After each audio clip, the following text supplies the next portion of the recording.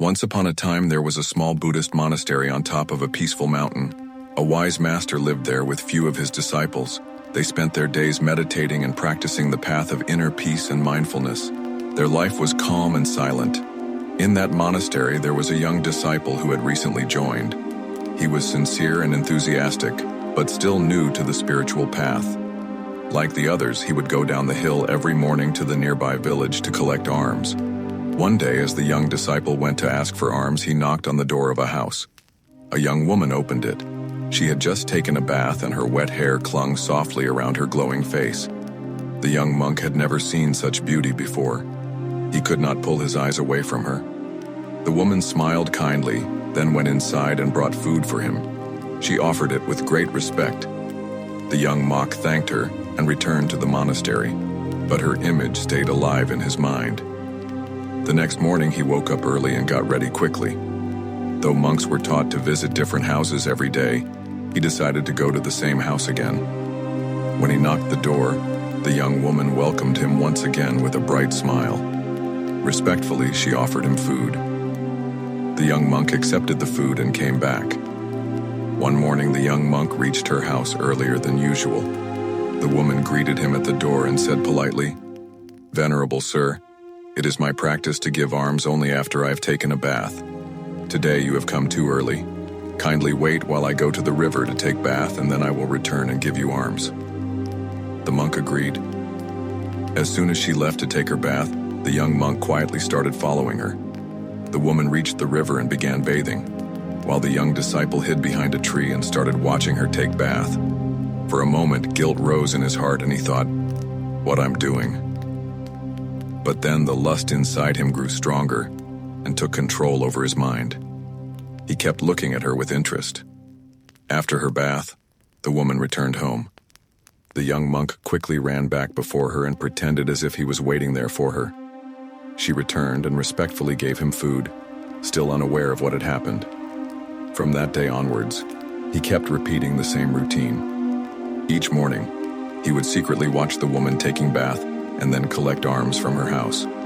Now he stopped talking to anyone in the monastery and would often sit lost in the thoughts of the woman. Meditation became difficult for him to concentrate. The master started noticing the change in him. One day the master called him and asked gently, "What's troubling you?" But the disciple replied, "Nothing, master. I am just not feeling well." The master remained calm, but decided to observe him more closely. The next morning when the disciple left for alms, the master secretly followed him. From a distance he saw everything. The disciple hiding behind a tree at the riverbank and watching the woman taking bath. The master sighed deeply. His heart was filled with sadness. The master quietly walked up to him and placed a firm hand on his shoulder. The young monk turned around shocked and terrified. His face went pale and his whole body began to tremble.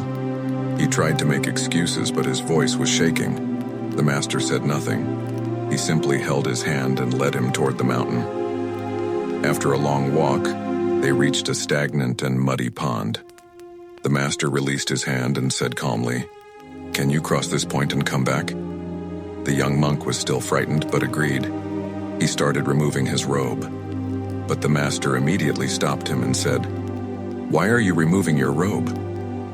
The disciple answered, "Master, the pond is dirty. If I go in with my robe, it will get spoiled and become dirty." The master smiled gently and said, "You are not ready to dirty your robe, which is not very precious. But you allowed your priceless mind to be stained so easily."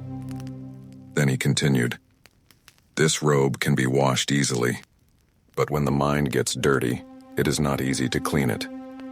He pointed at the muddy pond. "Lust is like this mud. At first it seems harmless, but once you step in it, it sticks to you. The more you struggle, the deeper you sink in." He looked at the young monk and said, "In the same way, when you let lust into your mind, it stains you, it traps you. And if you don't stop, it pulls you down further and further." The young disciple was feeling deeply ashamed. He had understood the weight of his master's words.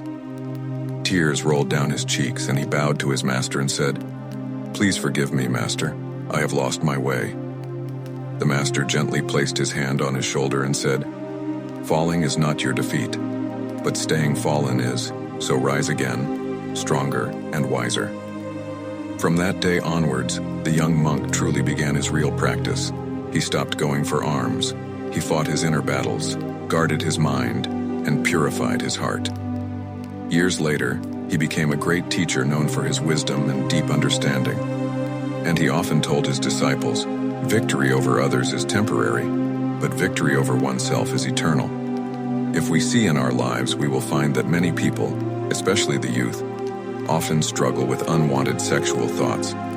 These thoughts disturb the mind, distract us from our work or studies, and leave us feeling restless. The more we try to resist them, the more they seem to come back with force.